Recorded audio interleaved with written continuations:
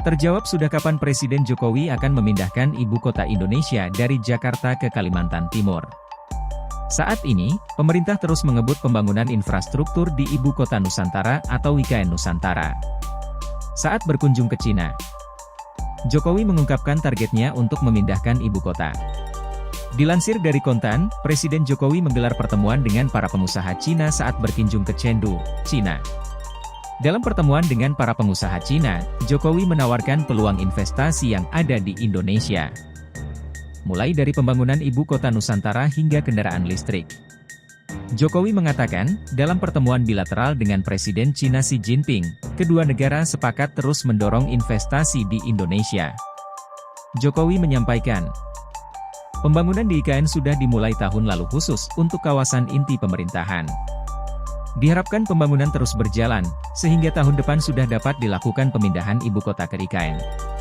Jokowi menyebut, dengan proses pembangunan kawasan inti pusat pemerintahan, KIPP, IKN yang sudah berjalan tahun ini, investor swasta sudah bisa mulai masuk baik di sektor kesehatan dan pendidikan. Tak hanya itu, Jokowi menyebut, pemerintah juga terbuka pada investor di sektor lain seperti research dan data center untuk bisa dimulai tahun ini. Pasalnya sudah ada 34.000 hektar lagi lahan yang sudah siap dan sudah bisa dimasuki investor untuk properti, kesehatan seperti rumah sakit, pendidikan yakni university dan infrastruktur. Selain IKN, prioritas investasi lainnya ialah pembangunan ekosistem kendaraan listrik.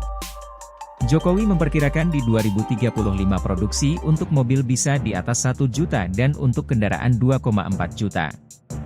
Ia menjelaskan, pemerintah Indonesia ingin membangun ekosistem kendaraan listrik mulai dari bahan baku, electric vehicles, EV, baterai sampai kendaraan listrik.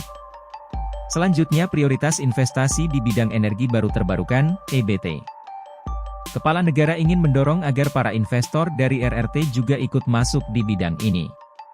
Kata Jokowi, Indonesia memiliki potensi EBT sebesar 434.000 MW, baik itu hydropower, matahari, wave, angin, geotermal. Untuk potensi EBT dari geotermal sendiri Presiden menyebut kemungkinan ada sekitar 29.000 MW.